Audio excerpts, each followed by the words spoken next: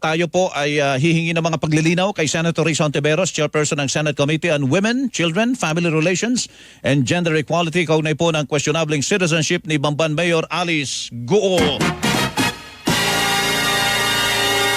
Senator, magandang umaga po. Hello.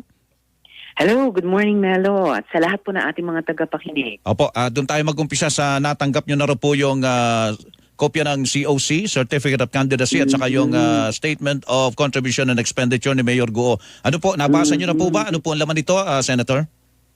Humingi po kami ng kopya ng dalawang importanteng dokumentong iyon. Yan nga pong Certificate of Candidacy at saka yung Statement of Campaign Expenditures nung pong unang hearing na dumalo si Mayor Alice Guo. So aming pong pinag-aaralang masusi yan, Melo, kasi dapat sana yung mga dokumentong yun ay mas klaruhin sino ba talaga si Mayor Alice Guo at ano yung mga katotohanan tungkol sa pagkatao niya at tungkol sa kanyang background. Dahil nga po nung unang hearing, ang lala po ng mga sagot niya, kaduda-duda, no? Dahil wala siyang diretsong sagot. Napaka-basic na mga tanong tungkol sa pagkatao niya, pero puro hindi daw niya alam. Kaya hiningi ko yung COC din ay dahil sabi ng mga nakausap namin na taga-Bamban, at sila daw ay lahat magkakakilala sa kanilang bayan. Nung unang sumulpot sa awareness nila si Mayor Alice noong 2022 lamang, wala daw sa kanilang nakakakilala sa kanya. Ika nga, zero ang pagkakilala nila sa kanya. So paanong hindi lang, Sir Melo, hindi lang siya nakapagkaroon ng negosyong babuyan, hindi lang siya tawag nito, naging incorporator ng isang napakalaking complex ng Pogo dyan sa Bamban. Yun na nga, nakatakbo pa siya at nanalo bilang mayor.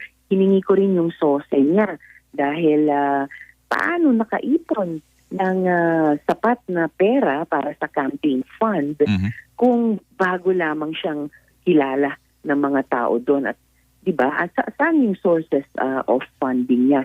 So ito sana itong COC at SOSE niya makapagbigay linaw tungkol sa kanyang pagkatao. Kasi ang tanong ng lahat hanggang ngayon, Sir Melo, totoo kaya na Chinese talaga, no? Si Mayor Alice Guo. At yun talaga, importanteng itanong niyan dahil si Mayor Alice na napag-alaman nung unang hearing, walang maayos na record dito sa bansa, yung wala siyang hospital record of birth, kahit yung mga dokumento na pumasok sa kahit anong school ay wala. Pero siya, itong misteryosong tao, walang malinaw na background documents, naging mayor, lumalabas na may anggulong iniimbestigahan dun sa kanyang Pogo complex.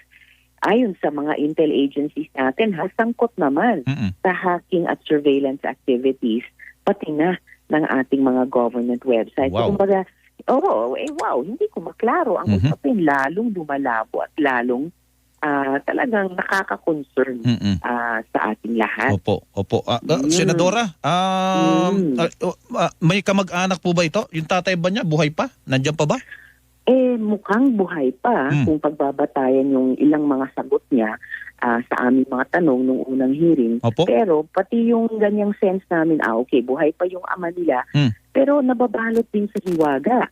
Dahil dun sa isang dokumento tungkol sa mga negosyo ni Mayor Alice, nakalagay doon na Pilipino ang kanyang ama. Pero dun sa isang nakuha naming late registered, very late registered na birth document mula sa PSA, ang nakalagay namang nationality ng ama niya ay Chino. Chinese. So, ano ba talaga, di ba? Ano ba talaga yung katotohanan sa kanyang pagkatao at kanyang background? Yung kanyang nanay, ano po ang nationality? Well, ayon dun sa mga dokumentong nakita namin so far, ganun din yung iba. Filipino, di umano, ang kanyang ina, dun naman sa iba ay Chinese. Chino. So, di ba, Melo, kailangan nating i-establish, meron ba siyang mga dokumento na undoubtedly i-establish yung kanyang identity bilang Opo. Pilipino. Dahil parang nakatapos siya sa kapangyarihan sa isang maliit na bayan sa Tarlac. Mahalagang malaman, bona fide, Oo. Pilipino ba siya upang magsilbi bilang opisyal dito sa ating republika. Senador, hindi siya naturalized Filipino citizen.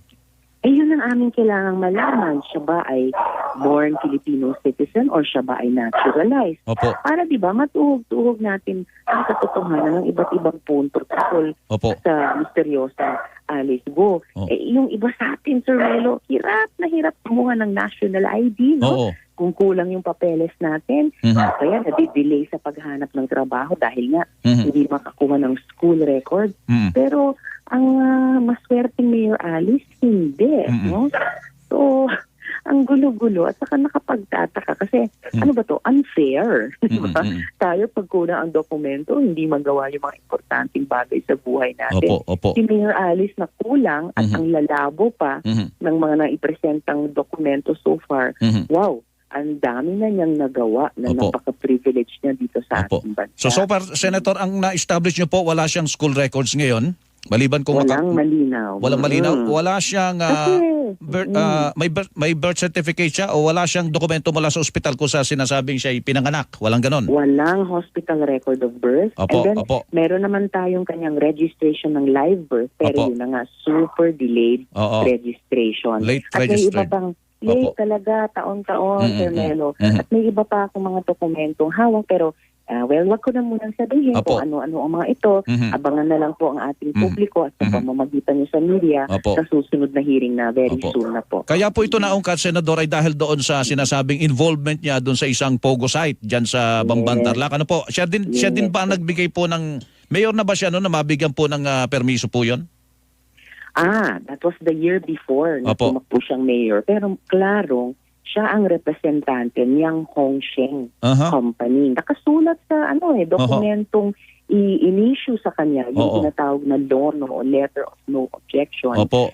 In-issue sa kanya ng dating municipal council. So talagang umihiling kami ni Sen. Sherwin nung hearing na pinapakita kay Mayor Alice Guo, yung dokumentong iyan nakasulat klaro ang pangalan niya. Pero paulit-ulit nilang sinasabi, hindi ako konektado sa Hongsheng. Diba? Paano ba naman?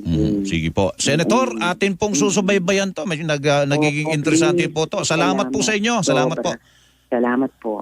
Senator Risa Ontiveros, mga kapuso, chairperson ng Senate Committee on Women, Children, Family Relations and Gender Equality.